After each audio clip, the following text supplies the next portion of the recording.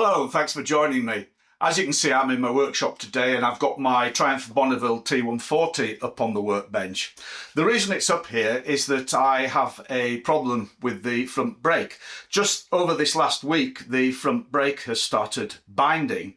So trying to get to the bottom of what's causing it. At the moment, I don't know if you can see here, I've got the front brake caliper off and I've stripped that down and I've decided I'm just going to replace all the seals on that.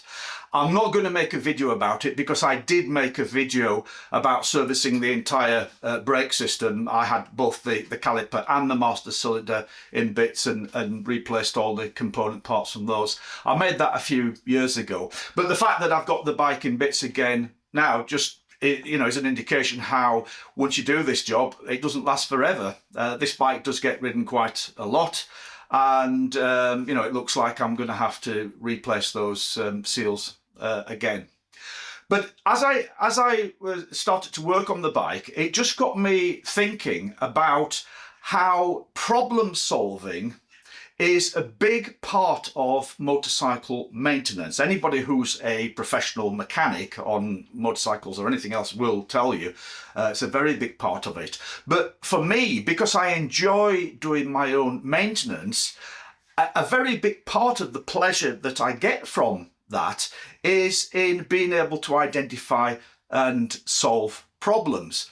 Of course, at times it can be hugely frustrating, and the number one candidate in terms of frustration is when you've got an intermittent electrical problem. They're the biggest headache. But when you successfully get to the bottom of a problem and fix it, it is hugely satisfying. And for me, it's one of the greatest things about motorcycle maintenance.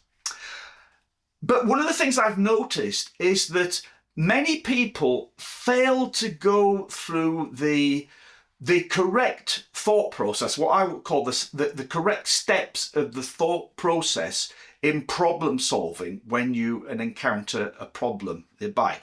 Now, many times it doesn't matter. So if I take a very simple example of a problem, and that will be, let's say one of your indicators stops working. So that's your problem. You've identified my problem is my indicator is no longer working. So you start searching to try and find out why it's not working. You check the obvious things. So you check the bulb. Is the bulb blown?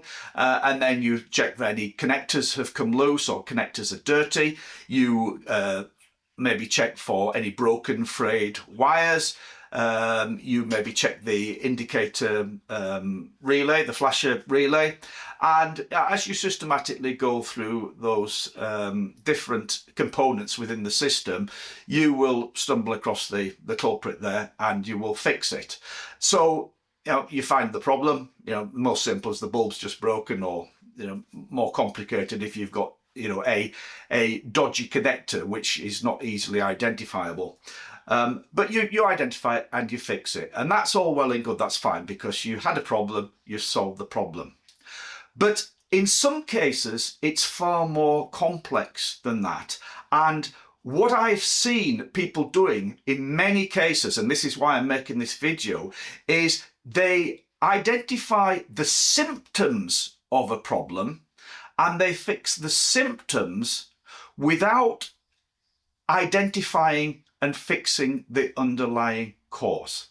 So let me give some examples and these are examples that I've seen recently to illustrate exactly what I mean. Firstly, I'll give you a couple of very simple examples, but because they're simple, hopefully you'll be able to see very easily why there is faulty thinking involved in them. And then I'll give you one where it's not so obvious at all. So a simple one, very common one, is you check your brake fluid levels in the master cylinder reservoirs. You find the brake fluid is low.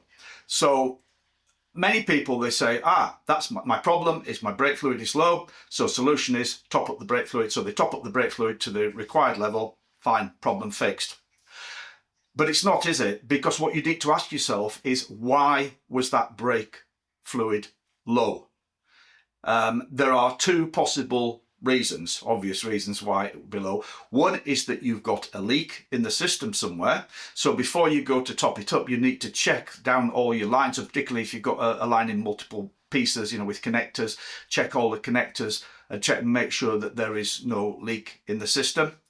And if there's no leak in the system, which there shouldn't be in more modern bikes, the more obvious answer is that it's simply because the brake pads are worn. As the brake pads wear down, there's less material on the brake pads, the brake pistons in the caliper have to go out further, so there's more fluid pushed down into the calipers, and that's why the fluid level in the master cylinder goes down.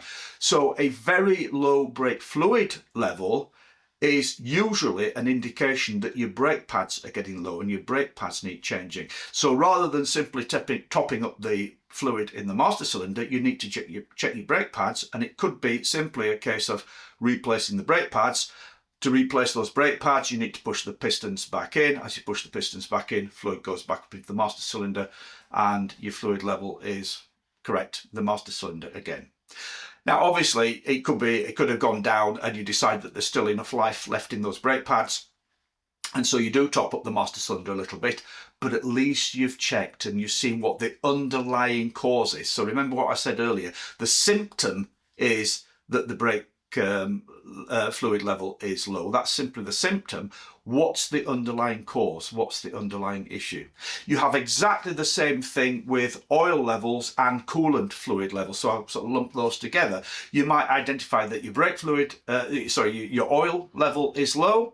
So yes, if it's low, you need to top it up, but you need to ask yourself, why is it low? Where's that oil going? You should not be losing oil. You're either burning it off or you've got a leak somewhere in the system, so you need to investigate and why it's gone down. Same with your coolant fluid. If you need to top up your coolant fluid, you need to be asking yourself, where is that going? That brings me then to the final example I want to talk about, and this is actually the example that prompted me to make this video, because in my opinion this is an example of faulty thinking when diagnosing and trying to solve problems. And again, what I see it as is identifying the symptom and fixing the symptom, not fixing the underlying problem. And that is with Harley-Davidson Dynas, the front brake light switch. It's a very, very common problem. I will just quickly explain how the front brake light switch works and then how the problem arises. So you have a switch which activates the brake light, obviously, and it works off the front brake lever. And so what happens is, as you release the lever goes back into position, then it closes the switch and the brake light goes off. As you pull the lever, opens the switch and the brake light comes on. And what people find on their bikes, and these Harley-Davidson Dyna models, is the back brake light sticks on. And so they identify it as being the switch. They find the switch is working absolutely fine, but when they push the lever, they find, the lever is not going back far enough to actually push the switch, the little button on the switch back in. So what they do then is they glue a blob of glue or glue something on the back of the lever just to give that little bit more space, so it pushes that little bit further and it pushes the switch and it closes. And so you think, right, that's great, that's problem solved. But it's not, and I tell you it's not from experience of having dealt with this many times, because the step that you should be thinking, the question that you should be asking yourself at that point is, this brake switch was working fine up until recently, when suddenly it started sticking on. So something has changed for it to be sticking on. Something has changed. What has changed? So you identify that there's too much of a gap there, so that when you release the brake lever, it's returning to its own position, but it's not going far enough to push that switch in. Why? It left the factory working fine.